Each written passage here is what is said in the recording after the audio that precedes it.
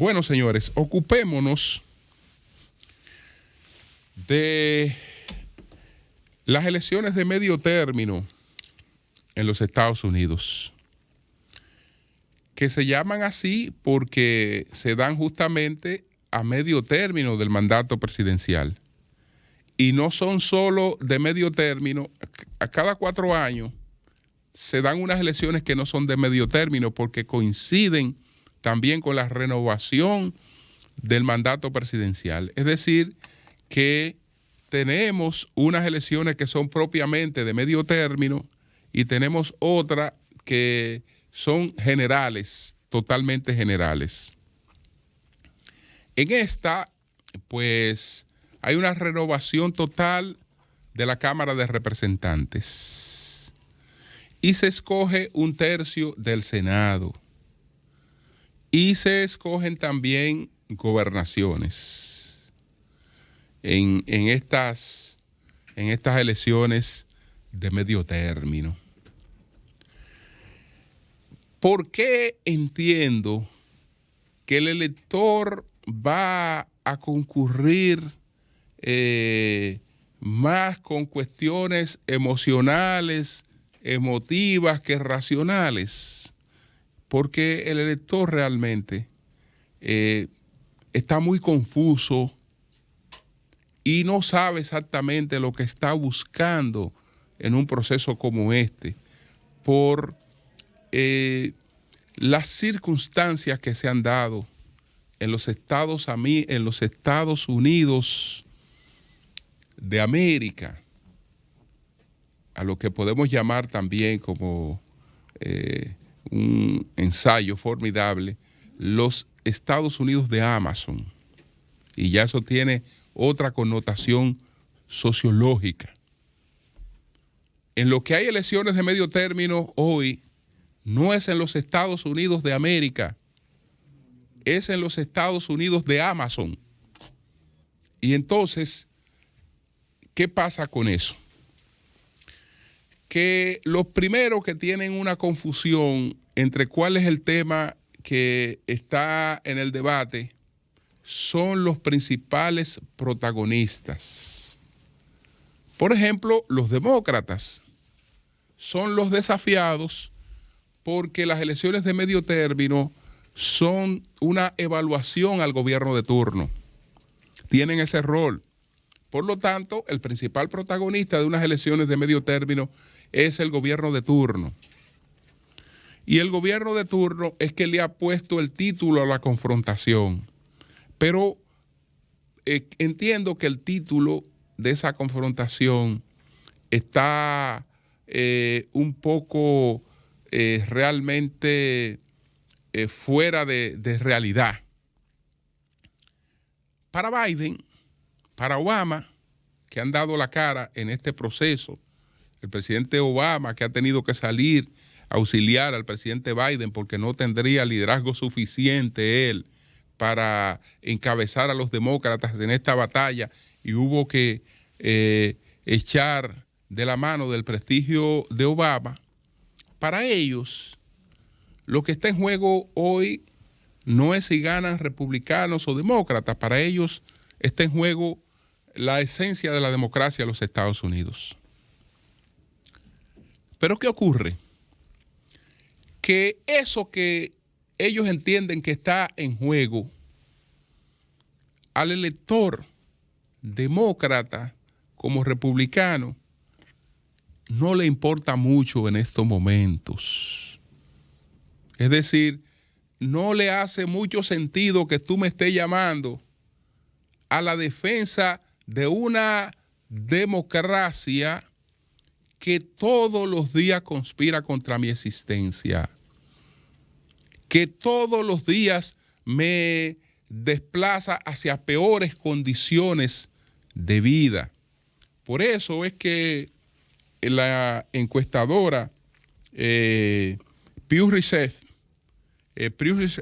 Center, que se realizó no solo en Estados Unidos, esa se realizó en 17 países.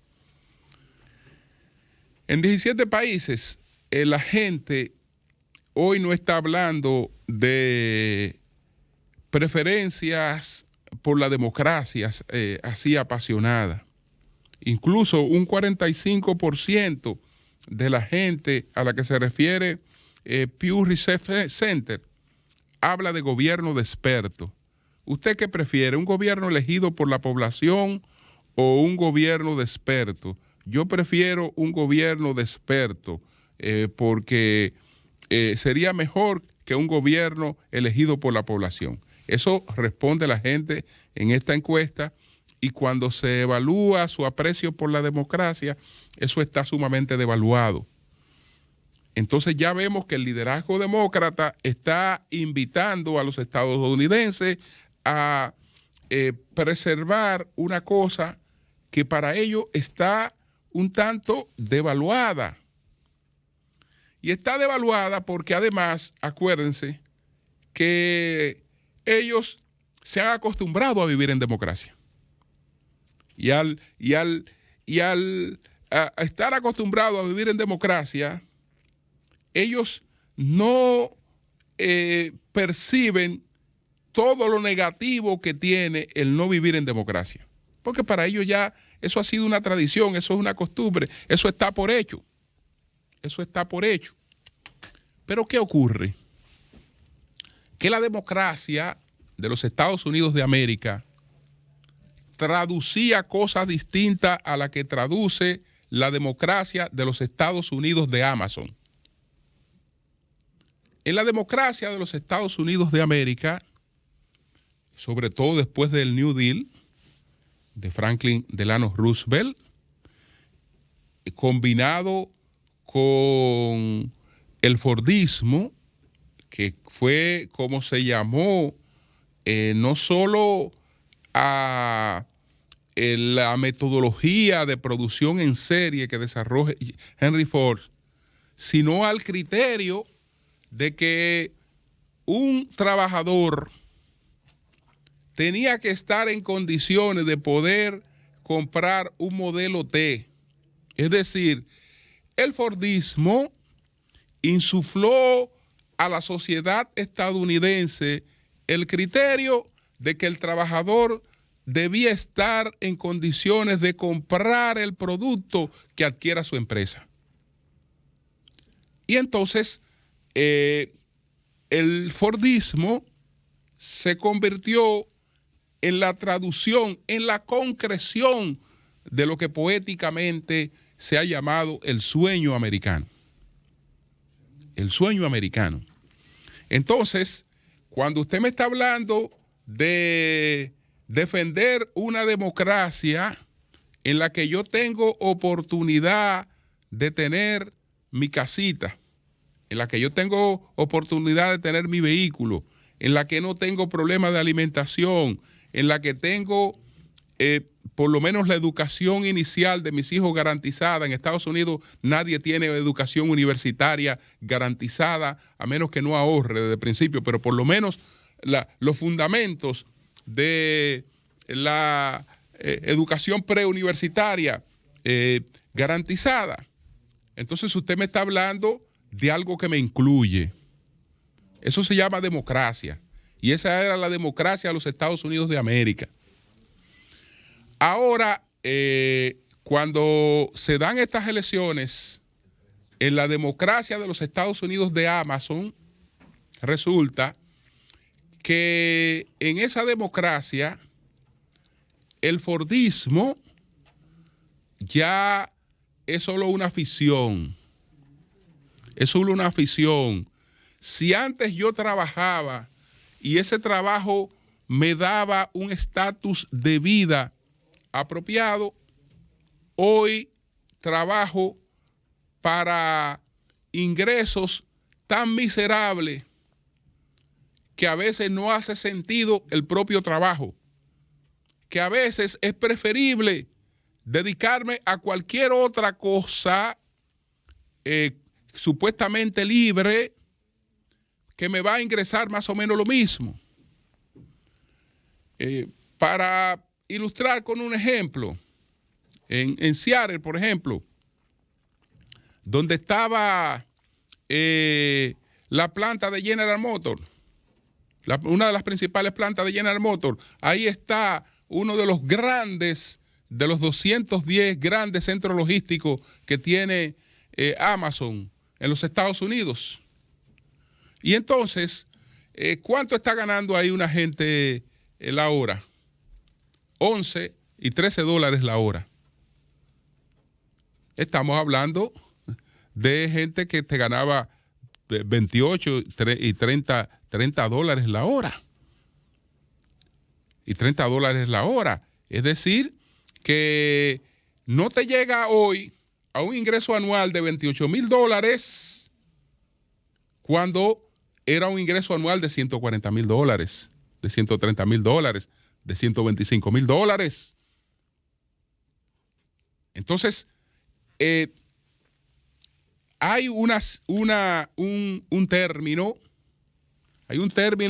ahora que hay que empezar a asociarlo. Se llama monosonio. Monosonio, ¿qué es el monosonio? Es algo distinto al monopolio. El monopolio es la existencia de un solo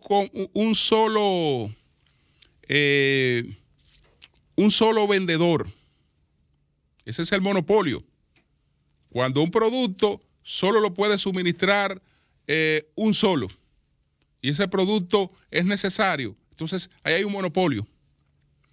Pero el monosodio es cuando hay un solo comprador.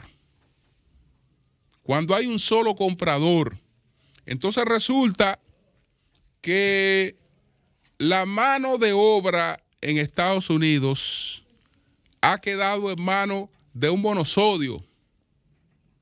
Quedado en manos de un monosodio porque, digamos, lo poco que aparece como mano de obra, porque antes de este monosodio, estaba el tema que empezó con la deslocalización del trabajo, que primero hacia México, que hacia el Caribe, pero después en gran medida hacia Asia. Entonces, adiós a las factorías. Hay una deslocalización total del trabajo, buscando mano de obra más económica. Más económica. Entonces, después vienen una serie de elementos como este que está planteado ahora, donde se dejan desarrollar unos monstruos que le hacen creer a la gente que están hechos para mejorar sus condiciones de vida, pero lo único que hacen es empobrecer más a la gente. Porque ese modelo que ha concentrado todas las ventas minoristas en una sola empresa es un modelo que desplaza por lo menos 75,000 empleos por año. Y entonces, el que supuestamente está mejor porque tiene más facilidades de adquirir las cosas, ¿cómo diablo va a adquirir las cosas si ha perdido el empleo? Y para conseguir uno ahora tiene que ir ante el único que se lo puede dar en condiciones realmente sumamente precarias. Pero no se trata solamente de eso. No se trata solamente de eso. Esto viene acompañado de otro fenómeno. Porque estamos hablando de un país que está en manos de una plutocracia privada como nunca lo había estado en toda su existencia. Lo que nosotros entendíamos que era esa gran plutocracia de la industria, por ejemplo, de las armas, de la industria pesada, le queda pequeña esta plutocracia privada que es el verdadero gobierno de los Estados Unidos y en gran parte del mundo en estos momentos, es que cuando esa empresa y otras empresas se establecen en cualquier sitio a crear empleo, no solo es que van a pagar salario de miseria, es que para Amazon, por ejemplo, instalar un gran almacén logístico en cualquier lugar, lo primero que busca es una exención impositiva a 30 años. Señores, los bomberos que van a cada rato a socorrer a la gente en situaciones de emergencia, ni siquiera los bomberos son subvencionados con impuestos porque no lo pagan. No lo pagan. Entonces, está añadido a eso un término que suena muy bonito, pero que es criminal, que se llama gentrificación. Es decir, las ciudades que se han desarrollado a la luz de este gran influjo de esta plutocracia tecnológica, te llevan un apartamentito que antes valía $75,000, $150,000 y que tú lo podías sacar financiado e irlo pagando. Resulta que ahora ese apartamentito te cuesta $500,000, $800,000. Tú no los puedes pagar, ni puedes pagar el alquiler de eso. Entonces, la sociedad se hace más rica, pero tiene una cantidad inmensa de gente sin casa, de gente que ha tenido que sencillamente quedarse en la calle porque no tiene otra opción. Y los que sobreviven tienen que irse a casa del diablo, a ubicarse lejos absolutamente de todo. Lejos de todo. Y entonces tenemos la entretención de que sí, mira, tenemos los hombres más ricos del mundo. Aquí está el señor Jeff Bezos, ese soy el hombre más rico del mundo, porque ese acaba de desplazar, no, el señor Jeff Bezos no, ahora el señor Elon Musk, porque el señor Elon Musk desplazó al señor Jeff Bezos y a su vez ese desplazó a Bill Gates y tenemos pues una producción de riqueza increíble mientras tenemos un crecimiento de la pobreza. Hay cosas que en imagen parecen que han planteado cambio. Ese país que tuvo el primer presidente negro en toda su historia, tuvo el primer presidente negro en toda su historia. ¿Y usted quiere decir esto, que los negros están viviendo mejor? No, los negros lo que tienen que estarse mudando de los sectores donde viven, desarraigando sus iglesias, desarraigando sus cementerios, desarraigando todo, porque no pueden seguir viviendo en los sectores donde viven. Washington, por ejemplo, que es una de las sociedades que más crecimiento económico ha tenido, ha desplazado en gran medida a todas las familias negras que caracterizaban su entorno. Es decir, que llegó un presidente negro, pero el negro tiene hoy menos oportunidades de vida en esa sociedad que se ha ido desarrollando. Entonces, lo que se trata hoy no tiene respuesta frente a eso, porque nada de eso está seriamente en debate, y probablemente la gente irritada va a votar contra los demócratas. Va a votar contra los demócratas porque a alguien hay que cobrarle la irritación por la situación en la que se encuentra la sociedad, y eso los pagan los gobiernos. Eso los pagan los gobiernos.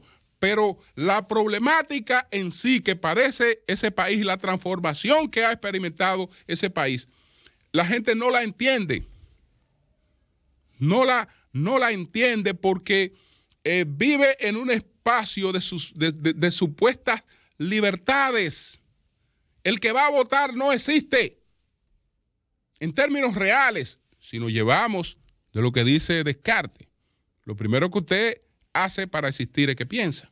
Pero ya usted no piensa porque otros han pensado por usted y lo manipulan de forma tal que usted crea que es usted que piensa mientras te promueven una cretinización absoluta de la sociedad. Entonces, esa sociedad realmente hoy va a unas elecciones a cobrarle a cualquiera todo ese resentimiento, pero sin que ninguna de las opciones le estén planteando salidas reales a la situación realmente que le ha cambiado la sociedad, que ha sepultado el llamado sueño americano. Eso es lo que tiene que ver con eso, que lo dejo en un punto ahí.